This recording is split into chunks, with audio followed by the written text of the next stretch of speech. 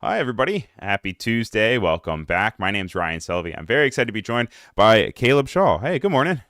Good morning. How's it going?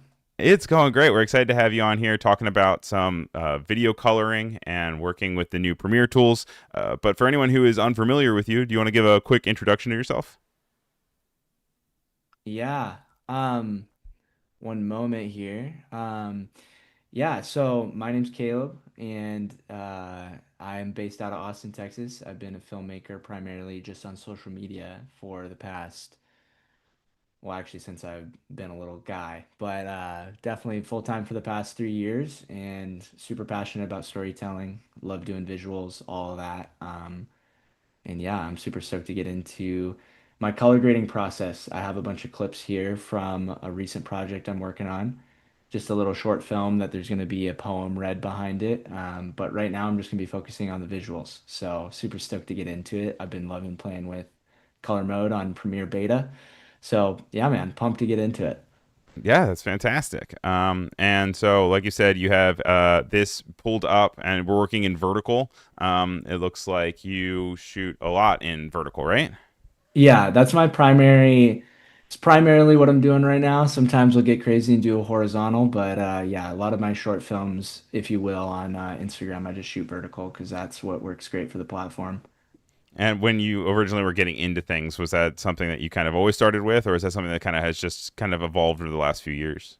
Oh, it's totally evolved. I mean, just the advent of short form with TikTok, like during 2020, I started shooting almost exclusively vertical. But yeah, back in the day, I mean, I started on YouTube, so super familiar with both. But yeah, I've definitely grown in my skills through vertical for sure.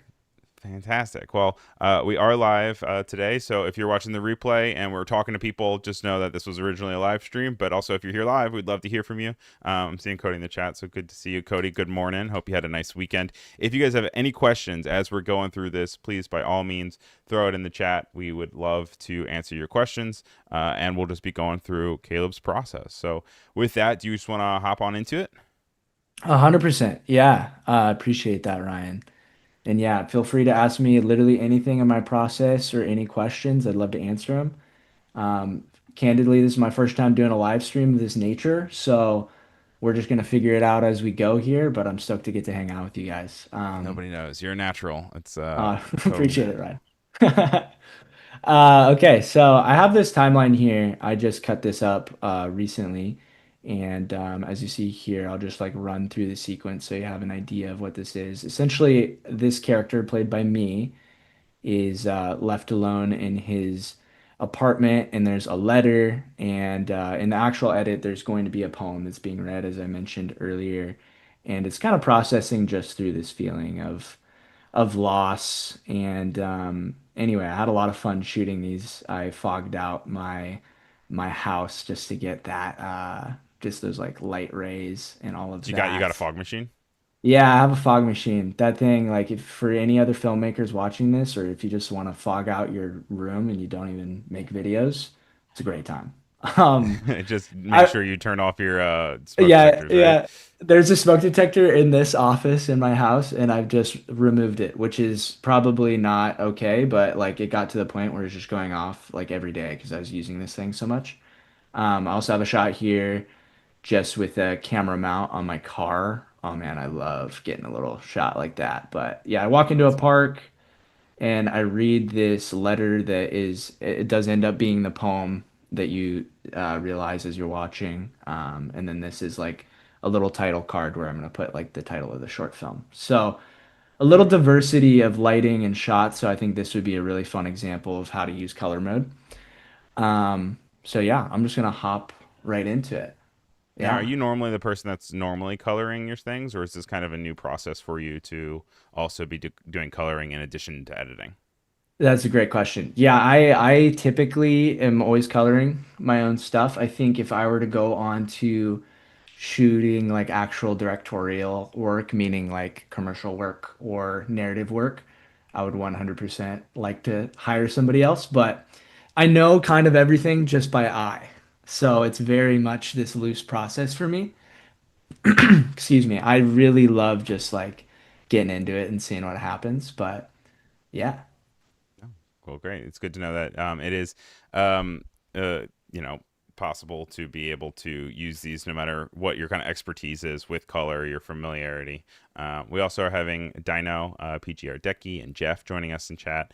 PGR Decky is excited about talking about color mode. So, yeah, we are in the color mode tab. Also, hello to Sean in Premiere. This is with the latest update. So you'll be able to go in and be able to. This is the beta, of course, but you'll be able to see this new user interface. And so if you guys have questions as we're hopping into it, let us know. Sounds great. Awesome. Welcome, guys. Glad you're here. I'm just gonna go into a sequence adjustment here and just get into the very like more exposure oriented stuff. I like to start with some contrast.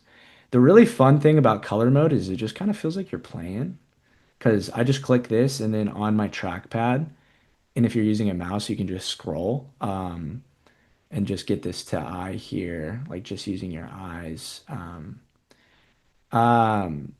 Yeah, I've been trying to figure this out, and I'm curious if you know this, Ryan. Is there a like a log to Rec 709 correction? I don't know if you're aware of that. I've been trying to find it myself because I've just been doing this by eye.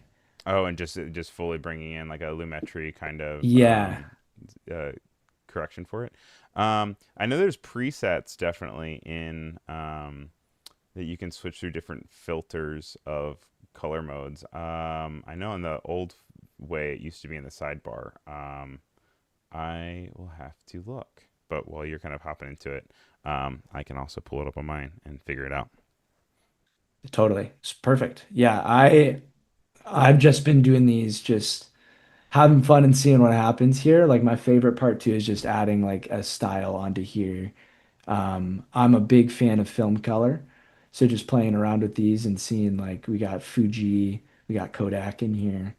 Um, Super And fun. that's If you where want, I thought it would probably live if it was there, but I need to look into it. yeah, Also, they're no looking at worries at interfaces all. right now because I was pulling mine up and I didn't want my uh, nasty Premiere to be in the way. So I will switch back to No your screen worries. in just a second. No Um, worries. Here we go. We're back on your screen. So let's see here. Perfect. So yeah, I just like to play around with these and let me see here. Okay. Um, we're not trying to make this look like the Matrix. I'm kind of trying to make this look more true to color here. Does anybody in chat, are you guys familiar with like on negative color of like what looks the most filmic for certain things? Like I know so little when it comes to actual like film color of like prints and whatnot. So I'm curious if any of you guys know um any of these just by looking at them because I just have to like click around and I'm like, okay, yeah, that Just one see where looks it right. goes. Yeah, Do yeah. you? I'm guessing you generally always shoot kind of in digital spaces. Have you ever really shot with Yes, a yes. film camera? No, I would love to though. I just know I've never even shot on like I have so many films that shoot or so many friends that shoot film photography Mm-hmm. and it's just such a blast because you shoot that one photo and then that's all you got. Yep. But I would And you love just got to. to trust it. Are you pretty familiar with that, Ryan? No, not in the slightest. I am always enamored by the people who are able to, and then also the additional expense always stresses me out. Like I have a Polaroid camera that I am very conservative about taking pictures because every time I take it, I'm like, that was $2. That was $2. Yeah, you're like so aware of Very the precious. economics of it. Yeah. No, dude, I have a Polaroid myself too. I love bringing those out to parties and then you just have photos that you can stick to the wall. Such a fan of that. All right, so let's see here. And so right now you're just kind of working through saturation, and this is on top of just you're working sequence wide here. So from left to right, Yeah, we yeah, have yeah. clip, which you could just work on that individual clip, or sequence, which is going to work on the entire timeline that we already have, to then be able to uh, adjust the whole timeline. Yes, yes. I am such a fan of that. That was one of the things I remember being hearing about color mode and that you can just edit the entire thing so you don't have to deal with all these adjustment layers. And then you can go into your individual clip here. So you can add an adjustment just to the clip itself. So let's say, because for example, like we're going to notice here, completely different lighting. Like that is way too cool. So you can just go into here and completely tweak everything else separately, which is so clutch for me. I mean, I'm so used to just the copy pasting of everything. It just gets lost. You just get kind of lost in the sauce. So, big fan of that. But yeah, I'm just And gonna. that haze goes a long way too, which is really nice. Oh, such a yeah. Oh man, let's just go to edit this clip actually. Um, I really want to bring out that haze, so I'm just gonna mess around until we get that's this looking how I want it here. Um, yeah, I love warm tones. I'm just like it to feel like it's a bit summer. And I remember when I first started color grading or learning, like I shoot on Sony, so this is all S-Log 3 off of an FX30. Probably should have mentioned that earlier. Yep. But when I first started learning how to color grade, I was under this guy. I was shooting weddings, and he would always tell me like never lose data in the shadows and never lose data in the highlights. And I was like, okay. And I just took that as gospel. But recently, what I've really loved to do is just like how our eyes actually see in dark spaces. Like our eyes are losing data in the shadows, and it just feels so much more natural to just have silhouettes and things that look more natural. So I really tried to do that with these shots. Where here, I just love the contrast of super bright and then you're in the shadows. Very So Euphoria. yeah. I still haven't seen Euphoria at all, but I'm very familiar with all the shots. I mean, that's how I am. I haven't watched it like chronologically for plot or anything, but I have seen many different shots and clips from it, and just I know they developed a specific type of film camera just to shoot this season, but they love to do the same sort of thing: super dark Oh shadows, yeah. super bright lights, And then and the way that your eye adjusts for it. the neons in the first two Love me some seasons. neon always. I Always love a would neon. I'd be lurking on shot deck, just like looking at shots from that show Yeah. just to get inspiration. So sick. But yeah, I recently watched that new film Obsession. I don't know if any of you guys watching have seen it Oh, I yet. haven't seen it yet, but yeah, no, I've heard good things. Oh, it's so good. And I actually was, I think, subconsciously inspired when I was shooting these shots because everything looks so natural. Like so many just like lamp lighting and just really dim lighting, like especially this shot here. I just love things to look as natural or just using like diegetic lighting, if you will. Like such a Hmm. fan. Where I did have a tube light next to me on the side, but then I was like, that's too much. I'm just going to use what's physically in my house. So that's a Yeah, how fun little often are you creative. normally like messing with different lights Oh, for any of all this? the time, all the time, all the Like time. tube lights and soft boxes and such. Yeah, I have two 150B sort of spotlight Hmm. lights. I will put like a literal spotlight attachment on them, and I have a reference of that on a different shot where I'll use that where I'll make it look like a like it's a window, you know? I'm just gonna go straight to the shot. But like here, Beautiful. yeah, so that's coming in, and I guess this is like Euphoria-esque too, you know what? But yeah, I just love having so much texture where you got like the contrast of light, and then you got that actual diegetic light behind me, and then there's this wall of like this is what my actual bedroom looks like, where there's like a record player, and it's just making things feel lived in. One of my favorite, I watched a video about this a while back, like a video essay of Matt Reeves and his DP working on the Batman. I'm Hmm. spacing his name. I think it might be Greg Fraser. Anybody in the comments that is tapped into DPs, you can correct me, but he has like this big vision with all of his movies where he dirties the frame. So just like puts things in the foreground or like will literally put Vaseline on the camera lens. And I Yeah. just love making stuff feel textured. I could yap about that for a while, but we're doing color right now, so maybe I should be a Yeah. little bit Also, more if we have visual. anybody in chat who can cross-reference us for names, please let us know. I am the worst with names. Um, yeah. They're just like, yeah, you're totally wrong. Um, but yeah. Um, Yeah, let me see here. The other fun thing that I've loved with color mode is just getting into because like I've been messing primarily with global exposure and color here. but you can Mm-hmm. just go specifically into shadows and just okay, I don't want to tweak anything else. Let me just tweak the shadows here Right. and get really specific. And that's been a lot of fun too. So, let me see here. I'm seeing in the chat, Jeff is asking, do you apply color before you use a LUT or vice versa?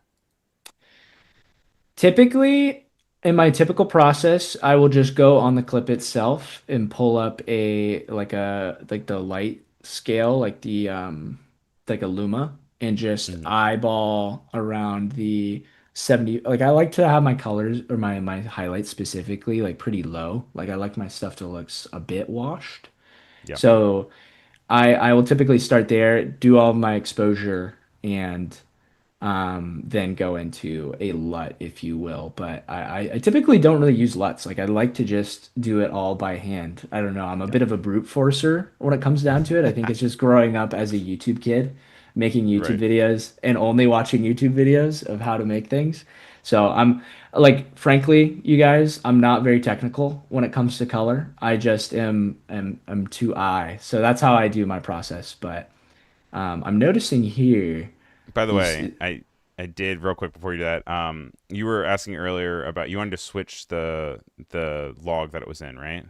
Yes, yeah. Did you Yeah. find a solution there? So if you're going into your edit of your project panel, so if you go to window project, up at the top window, Hmm. window, next to, so go to the right, keep going to the right, keep all the way over to window, Window. yeah, and open up your project window for it. So if you go down to projects, Okay.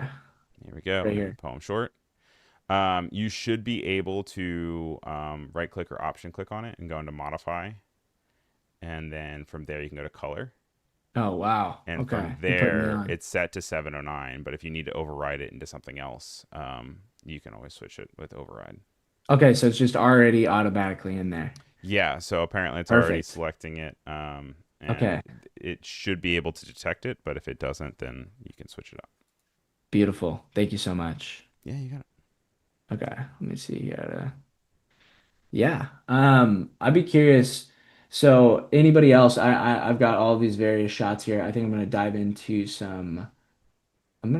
this shot specifically and just have fun playing around here. Um, but yeah, I again like, oh man, I just love messing around with these shots. I'm so happy with how these shots turned out. I could like just talk about how I did them for a while. I just love a little bit of set design and a little bit of making things feel lived in. But Yeah, so you said you were a YouTube kid to begin with, yes, obviously. I was. So when did you first set up your YouTube? Oh man, 1989. I'm just kidding. 1989. YouTube did not exist, and nor was I on this earth. But it was in November of 2016. Okay. So I was really obsessed with Dude Perfect. That's why I started it. I had like a trick shot channel that. So my name's Caleb Shaw, and the page was called C Shoddy. So like I used a rap name basically as my first as my first YouTube channel. But I yeah, feel that's like how that's it par is. for the course. It is. It is, and it's like just embarrassing inherently, and you just got to ride the wave there because this is what this is the human experience as a child. Are you still But doing your yeah, trick shots?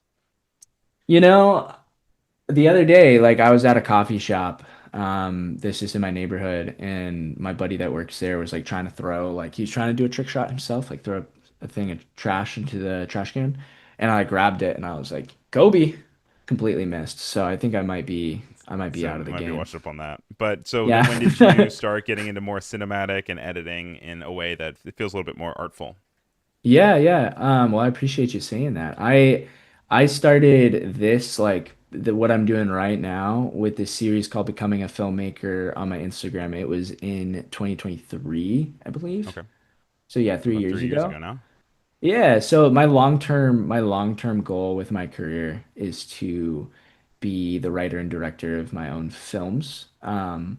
And naturally, like anybody I think that is becomes really tapped into doing social media. Like a separate dream of mine was just to also be a creator. Like I Mm-hmm. always watched, I don't know if you're familiar with like Colin and Samir, but I Of always course. watched those guys. Yeah, and they're great. So I learned like I would listen to podcasts all the time. So I was just very tapped into the creator world. So that dream of making films kind of got eclipsed a bit by just actually being a creator and like making videos every day. But my Yeah. original my original stuff came through like I had this one video. I remember it was my first video to take off and I was saying like I want to be the writer and director of my own films. I'm gonna do it and like come along on the journey with me. This is becoming a filmmaker. Let's become filmmakers together. So that's how that all started. And yeah, just been having fun since. And so now predominantly you're mostly doing Instagram, but also do you also upload to like YouTube Shorts when you're creating these things? I do, yeah. I put everything cross-platform, so Instagram, TikTok, YouTube Shorts. But the most success and the most community that I've seen happen, I see this as a pretty consistent through line for a lot of creator friends, just Instagram. Yeah. And such a fan of Instagram. I've met so many friends through there and just been able to make a lot of cool connections. So, yeah. And it's cool been being see kind of the aesthetic change over the years, the things that are working, things that people are experimenting with, and then obviously new methods of being able to use the platforms to affect storytelling, which is cool. Oh, yeah. It's like a whole new game. Like I have friends that will do like full-time consulting calls of like how do you help blow up my brand on social media? Like it's this whole world now. Yeah. It's it's so interesting. And then I'm just while you're doing that, I'm also pulling up the screen over here. I have your Instagram up. We have many different ways of coloring and creating different content. You have this really cool like kind of dithered effect, kind of halftone effect you use a lot. Oh, Um, sure.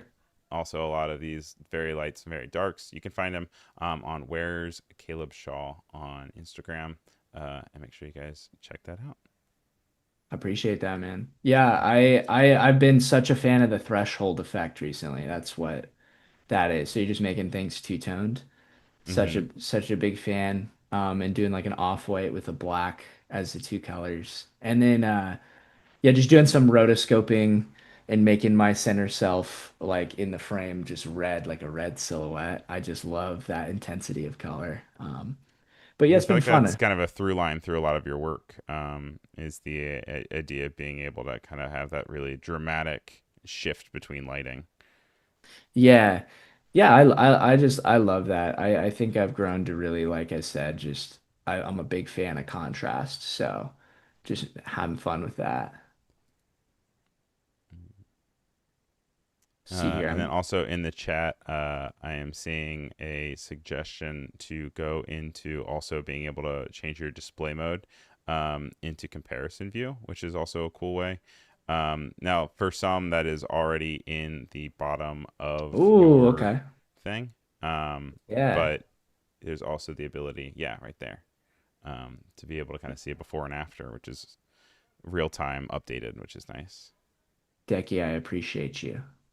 That is that is a great up here. I wonder, is there a way that you can put up comparison of like two different shots to match color? I'm curious. Um, Comparison view. I know there used to be. I know there used to be the one where you could match the color through the lumetri. To be fully transparent, I'm still learning the ins and outs. As am I. Yeah. But yeah, no, there used to have that match, the match between the two. You could always open up, I guess, another preview window, but I feel like that is not the proper way. I can work on Okay, okay. I appreciate you. Yeah, I'm gonna get I'm sorry, I'm just like tossing you all these. I'm like, do you know exactly how to use every part of this tool here? it. Yeah. It's Oh, and so Jeff's new. saying we can see an original and finished. Yeah, no, but we're looking specifically at the one between two different shots. So not the one that's the beginning, but different ones in the way that you could be able to use a reference one. So, um, and it's another great cool and warm shot that you have here. What are Yeah. you using to light this one here? Yes, that's a great question. So this is in my bathroom, so I'm shooting at my mirror. This is a mirror reflection shot. I have So in my bathroom, right to the right of this frame, there's a light on the wall. So I just put a little box light, like a I think it's a nan light or a I forget the exact thing, but it's like a little one of those box lights that you just twist on. So this is just set to 2700 Kelvin, really warm, right there lightly at a higher angle. And then I have a tube light behind me just set to a very soft blue. So that's radiating a bit of a blue into the whole room and reflecting off of the window or the mirror as well. Because I just wanted to have this very light contrast that looks more so again natural because I feel most times I will just put a box light or a soft box on a light stand next to me with like a 150 light and it's just way too intense. So I've been having fun just like practicing here, just trying stuff of how do we make this look as natural as possible and more soft. So that was the setup there. So just a blue light on the left and a light a little higher up, a little box light on the right. Nice. All right, so let's see here.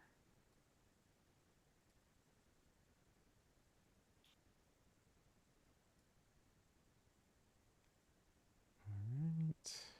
I'm gonna put a little bit more exposure on this. Oh, yeah. So as you guys can see here, the white is getting a bit like that's on my face is starting to look a little bit less. This is kind of hard to talk while doing this at the same time. That's how it goes. I'm like, I just get super locked in and say nothing for like 20 minutes. No, I'm just trying to make this look a bit warmer on the light here, without deep frying myself.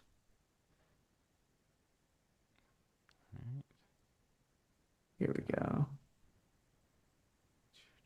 And then the fun thing that you can do here is just copy the clip, go to the next one because all these are the same lighting. So you can see a pretty drastic difference here of light from or shot A to B here. But what I'm going to do is just paste that over and then that is just immediately there, which is so helpful. Holy cow. Yeah. Just one click. So easy. And be able to update Um, everything. And also being yeah. able to use those like modules with being able to have it on the clip or the sequence. You can also set up groups as well. Oh yeah. So if you are going to add the same thing to a bunch of different things, you can always highlight multiple ones in the sequence module off to the right, and then you can create a group from it, which is cool. And then you can Oh, add things to okay. that group. The more there's just so much to this. It's making it so much easier. Um, yeah, here I wanna play with this specific shot because I think the skin tones aren't quite what I want here. Specifically on the temperature, pretty sure. Looks a little too green. Um, but yeah. Be intentional. Is that an actual tattoo? Or is Yeah, that just for the thing? it is an actual Oh, very tattoo. cool. It's my handwriting. I got this is my first tattoo. I got this a couple months ago.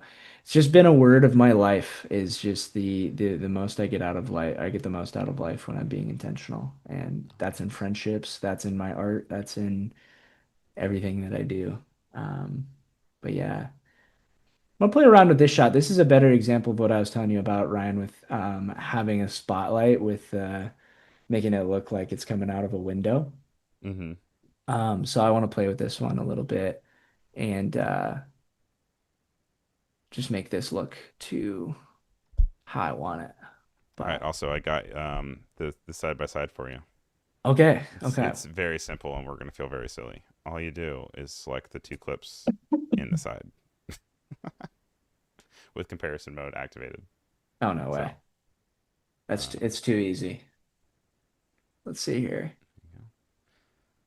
Oh wow. so now, yeah, That's then you have awesome. left and right there, and you're able to see them side by side. And then it'll also label for you which is the one that you're actively working on, and then which one you're working uh, to adjusting. There's also the ability to click the reference color reference marker down in the center of your screen. It's the little marker with a little circle on it. So there's also that guy. Yep. Okay, and what does the reference marker do specifically again? So the color reference marker is going to help you apply that um, to other pieces of work when you're being able to then adjust it. So let me Okay. get you a better breakdown of it for you. Um,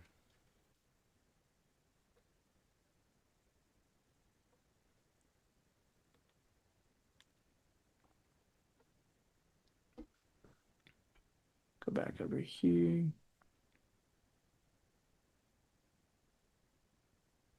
So basically, when you're grading a bunch of different stuff, you're going to have a bunch of different markers probably for notes and stuff. But if you want to quickly pull up a specific hero shot to compare against others, that is how you're going to make it that specifically one. So you're flagging it for frames that you want to use as comparison references. Um, so you just put it where you want, you'll hit it, and then if you want to move the clip to or you want to grade internal comparison view, then it's going to be available as a reference on the left side. Okay. Awesome. So just Let's many different see. ways of being able to kind of cross um, uh, compare and cross reference to things. It says PGR So deck is saying I cool. think you can compare up to 5 images there. Yeah. And yeah, they're also saying the same thing. In markers, you can use a pin as a comparison. Open the marker panel. So it's going to be in the marker panel itself under window. Jeff's wondering, do you have I a love it. sequence of adjusting like contrast, temp, saturation, etc.? Yeah, I typically just go through um generally I just have a base level of adjustment that I like to put on all of my clips. Here I'm just doing it by hand just to make it all happen to show you guys in real time. But I typically start with exposure. I just like pulling up here and making sure everything in my like I'll start with shadows. I'll just do it from scratch here, actually. Let's just try that. Um, so I already have here for this example, I already have this film grade over it. So I'm starting with that on the top. But here I like to do a little clip adjustment, pull up a exposure on all my, okay, I'm gonna undo that. I start with the shadows, go down, have some of them almost clipping. I really like to have that natural look and then go into my highlights. And so I typically start with exposure, go into saturation, and then that is usually like the base level to get to relatively like a Rec 709, if you will. And then I put a look on top of that. So that's usually like the 1, 2, 3 process of how I do that to answer the question. Great. And great questions and great tips in the chat. We really appreciate having you both here. Um, uh, PGR Decky and also Jeff. Good having you guys here with all the questions and comments. There are no dumb questions. There are no, as long as long as they're polite, there are no comments that we don't love to see. So 100%. I appreciate you guys. And Cody, thanks for shouting me out there. I appreciate you. Feel free to go check out my work if you're unfamiliar, and super glad you guys are all here. and you're going to continue to kind of working on the balance here, the temperature, the exposure. I would love to hear a little bit more about this dream project, though. Do you have an idea if you'd like to do comedy or something a little bit more serious? It seems like through this piece with the poem, it's a little bit more serious focused with drama. Ideally, what would your uh, film be that you were fully creating? Yeah, that's a great question. I love, so a lot of my stuff I've been finding when I'm doing a narrative piece on social media, I usually end up making it very serious. And I'm finding when I actually go down to write a longer narrative piece, when I start like screenwriting, I really want to do things that cover a great like swash of the human experience. So Mm-hmm. I definitely want to, for my first film, as cliche as it is as a young filmmaker, I really want to make a coming of age film that just covers a lot of like having vignettes of things I've experienced in my life. So definitely coming of age would be the first film that I want to do, but yeah, just covering like relationships, like friendships, romantic relationships, things like that. But I think I love writing conversations because I'm such a people person. And recently I've been really fascinated with like Myers-Briggs personalities. Mm-hmm. And I think as a writer, as I'm growing to understand how all these 16 personalities work differently, it'd be really interesting using that as the metric, or I don't know quite how to say it, but like this character is like an ENFJ and this character is an INFP or whatever. You know what I Oh mean? yeah. And like taking that as the baseline. Because before I'm getting into the weeds. To answer your question, I definitely would like want to do coming of age and kind of lean on comedy, but also a lot of that like serious drama. I love just multifaceted stories where they're not one note. Yeah. Um, yeah, No, I think being able to hop around between different characters and being able to hop around different vantage points, whether it's even sometimes even if those vantage points are coming from the same character, I think that's one of the biggest strengths of film and TV. So it's nice when you can really lean in and play with that. 100%. Do you have a favorite film yourself, Ryan? Favorite film? I mean, everywhere, everything all at once. Yeah, I'm a big fan just because I like After Effects so much. Yeah. Oh yeah, they go crazy in that movie. I mean, all of that was like made by like six guys or something like that. On Um, Premiere and After Effects, which is insane. yeah, yeah. Like they didn't Um, even use Avid, which is crazy to me. But Yep, no, they just is fully and like it won a bunch of things. They really created incredible work. So even from just a special effects and narrative sense, I love that one. I'm trying to think of one that I think that's like artsy. I mean, I have the ones that I think that like I like The Princess Bride, but that one's oh, it's old classic. and a We gather classic. here together today to edit, Yes. to do color on Premiere.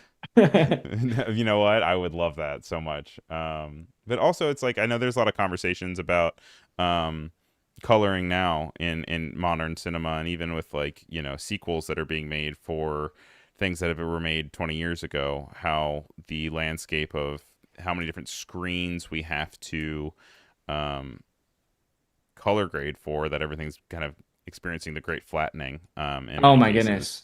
It's awful. uh, you have like Devil Wears Prada 2, which is significantly flatter than Devil Wears Prada 1. But it is always really nice whenever I see work like your own or work like I know I brought up Euphoria, but that's the one that like really makes me think of, or like maybe even like Moonlight, where it Mm-hmm. really is leaning into these dark darks and bright brights. Also, what else am I thinking of? Did you get a chance to see Devil Wears Prada too? I've not, but I Okay, heard okay. decent things to be honest. I watched Color both of aside. them. I want, yeah, yeah. It's more, yeah. They're just fun. But I watched. I'd never seen the first one because I grew up like homeschooled. So Oh, the really? word "devil" in the title, my parents were like, you can't watch that. You I can't was like, watch that. That has the devil in it. yeah. So I did end up watching it. I watched them both in the same day. I like flew to my hometown to kick it with my brother, and I watched Devil Wears Prada on the plane and watched Devil Wears Prada too when we got there, which was in the theater, which was a lot of fun. But it's a fun movie. It was a fun movie. Debauchery. Now you feel fashionable. Yeah, my parents call me and they're like, "We disown you." I'm You like, know what "Okay, you did. well, I'm an adult, so." Yeah, no, that has been such a thing. I've seen like countless YouTube videos talking about just the people call it kind of like just the flat lighting. Mm-hmm. And you see this with like Marvel films and all these things. Like everything's so grayed out. And Yeah. I've been watching a lot of rom-coms recently, like 90s, 2000s rom-coms. And the color, I mean, because it's shot on film, but the color Yeah. is just so nice.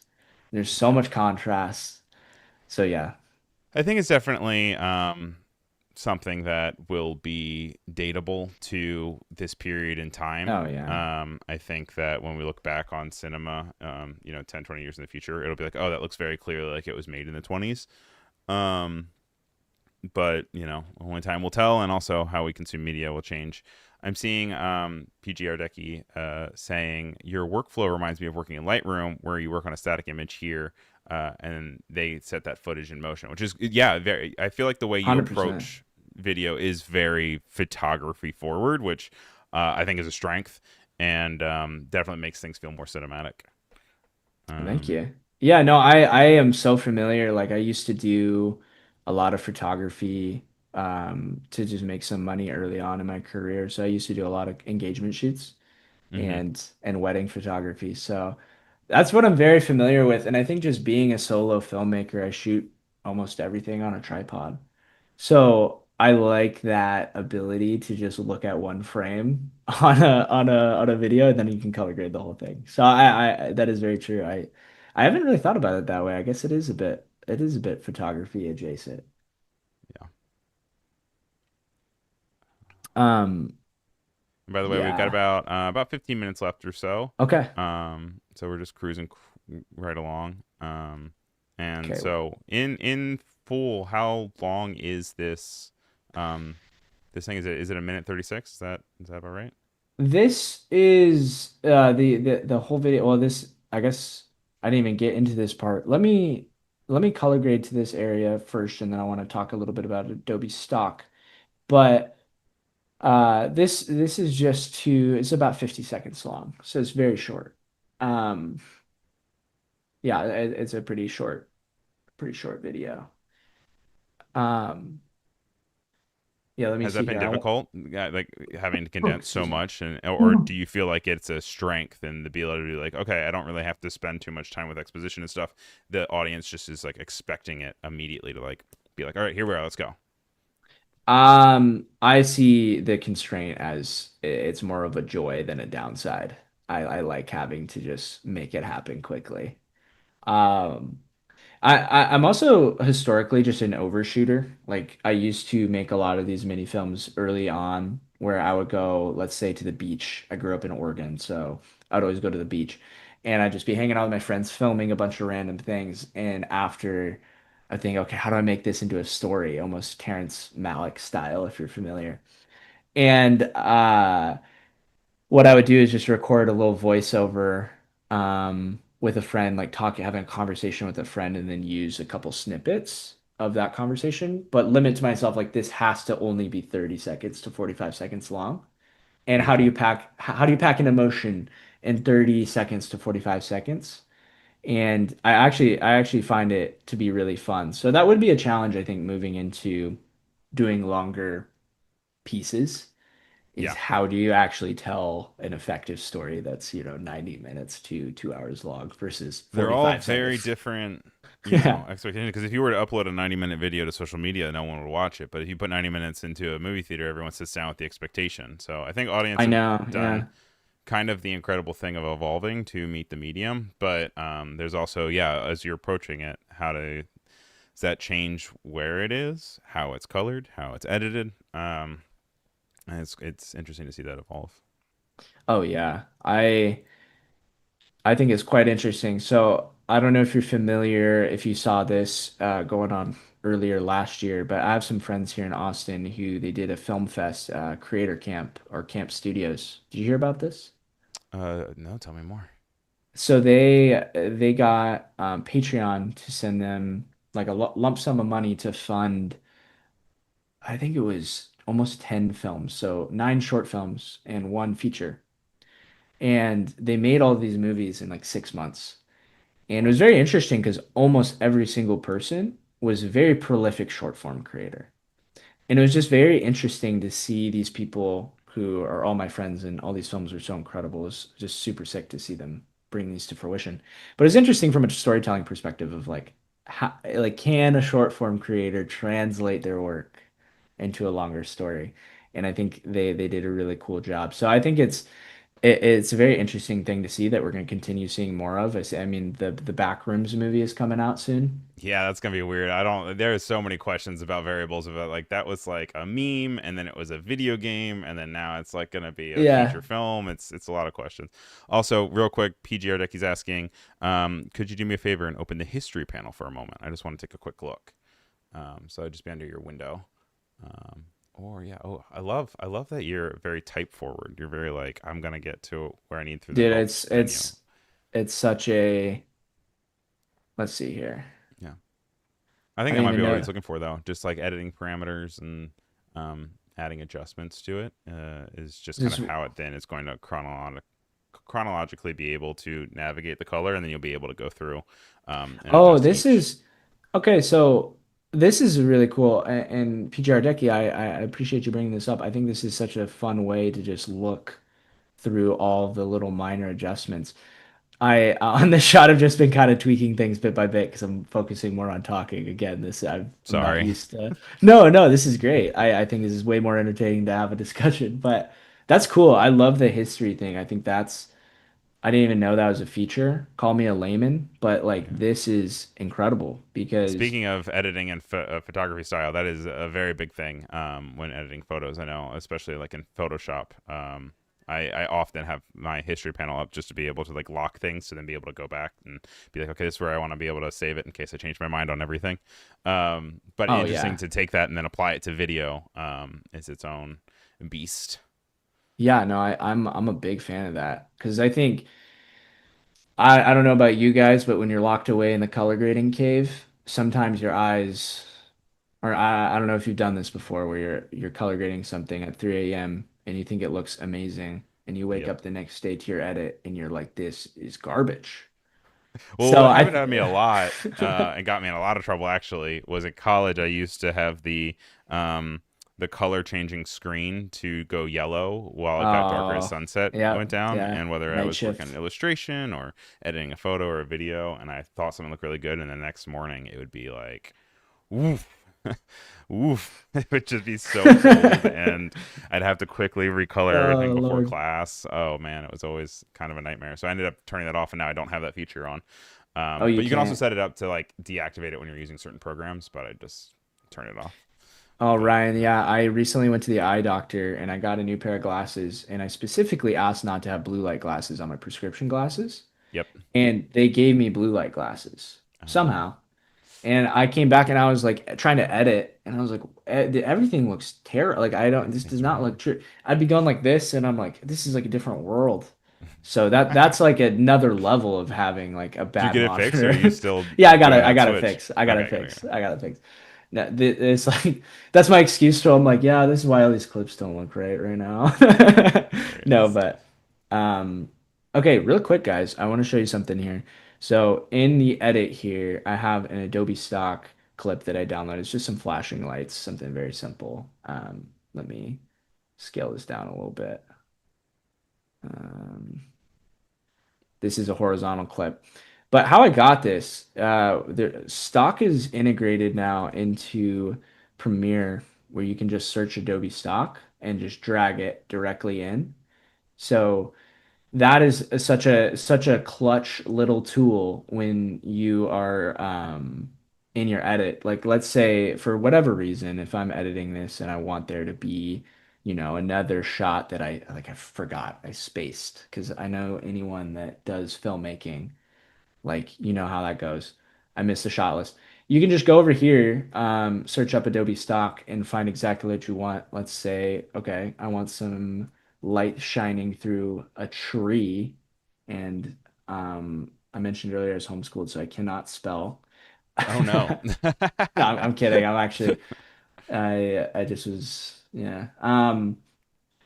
I don't want to talk about it. No, I'm just kidding. But you can just find a clip here, and if you don't want to, use any of your credits, because you're not sure about the shot, all you got to do is download a little preview, and then you got it in your library here, and you can just drag that guy right in here. And I just pulled up all my messages. That's awesome. Oh, we didn't say it. Don't worry about And I can just drag that into here and get a good feel for it in your edit. This I'm not actually quite sure why this looks the way it does. It's because everything is on here. That it. It's would be got why. added everything to your sequence adjustments and your clip adjustments there. Um, Um, which is that would cool be because then you why. can always adjust those, or you can add them to a different group. Also, you can also, when you're looking in your stock panel, you can also go through filter, and you can be able Oh, to filter okay. things down a little bit more, um, which is also, yeah. So up by the search bar, right to the right, there's a little filter button, uh, right there. Right Yep. here.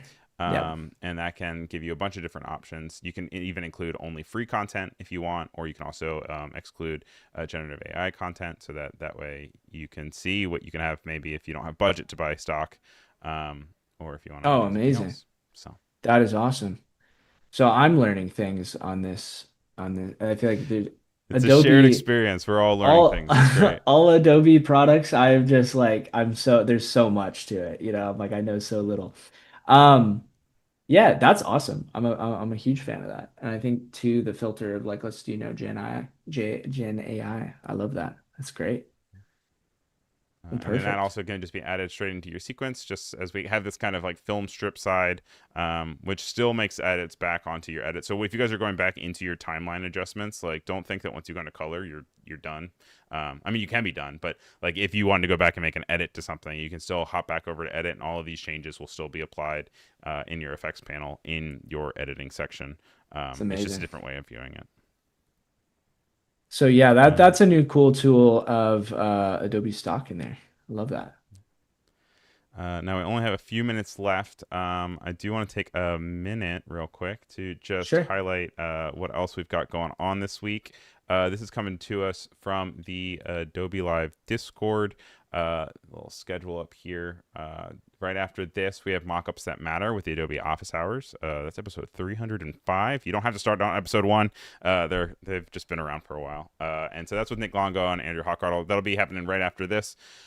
Tomorrow we have how to build a YouTube brand identity with Jacob and Paco, which will be fun. We have my show, which is Weekly Designer and Creator News, File New. That's at 10 a.m. And then we also have the Cinema Collective tomorrow for filmmakers and editors, a debrief. And so that is at 11 a.m. Full pack day on Thursday, full of studio content. And we have Caitlin Jenna Wong. We have Jake Driscoll, Fifi, and then, of course, and on the spot with Magdiel Lopez. And then on Friday, we have a TikTok stream followed up with some EDU content and a Feature Friday. You can always access this through the Adobe Live Discord server. I know I'm crazy for using light mode, but I have it switched based on the time of day. And on there, you can see there are a bunch of different spots for all the different shows and also general chat for a good place for resources and place to hang out when we're not live. So make sure you guys check that out. Link is in the bio. Um, Link in but yeah, bio. puts it at just about at time. Is there anything else you want to cover before we close out? I think I'm all good. Yeah. Thanks for having me, Ryan. This is so fun. It's great to This has sit been a down and real talk. pleasure. And as we were saying earlier, you guys can check out Caleb's work on Instagram and all the different socials. He is Where's Caleb Shaw on Instagram, and then over on YouTube. What are you on YouTube? Are you still Same Where's Caleb thing. Shaw? Same thing. Yeah. It's just the YouTube channel is Caleb Shaw, but the handle is at Where's Caleb Shaw. Oh, Yeah. great. And so make sure you guys give him a follow, learn more about filmmaking, also see some of his great short films. And we look forward to eventually watching your feature film in the coming years.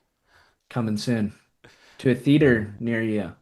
To a theater near you. So you can sit down and be In the there for next 90 minutes. in the next 5 to 10 years, you can sit down for 90 minutes. Yeah. I'll block you off on my calendar. Thank you. All Thank you. right, guys. Thank you so much. And make sure you guys stick around right after this. We got office hours coming up. So we'll see you real soon. All right. Thanks for coming through, everybody. Take it easy. Bye.